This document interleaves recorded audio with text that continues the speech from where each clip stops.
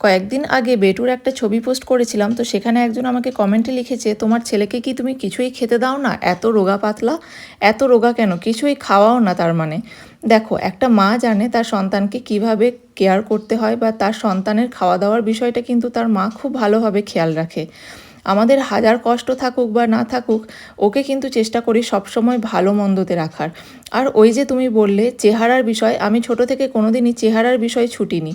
ঠিক আছে, চাইলেই আমিও হয়তো অনেক কিছু সাপ্লিমেন্ট খাইয়ে ওর চেহারা বানাতে পারতাম, কিন্তু কি হতো, চেহারা বানিয়ে যদি এক জায়গাতেই বসে থাকে, কোনো তার অ্যাক্টিভিটি না থাকে, ওরকম চেহারার আমার দরকার নেই। আমার ছেলে ভেতর থেকে অনেক স্ট্রং আছে, আর ওর যথেষ্ট এনার্জিও সবসময় ফুর্তি নিয়ে থাকে, আর ও বয়সের তুলনায় অনেকটাই লম্বা, তাই ওকে একটু রোগাই লাগে। আর দেখো, রোগা জিনিসটা আলাদা আর পাতলা জিনিসটা আলাদা। যাই হোক, এসব তর্কে আমি আর যেতে চাইছি না। প্রত্যেকটা সন্তানই তার মায়ের কাছে আলাদাই একটা জিনিস।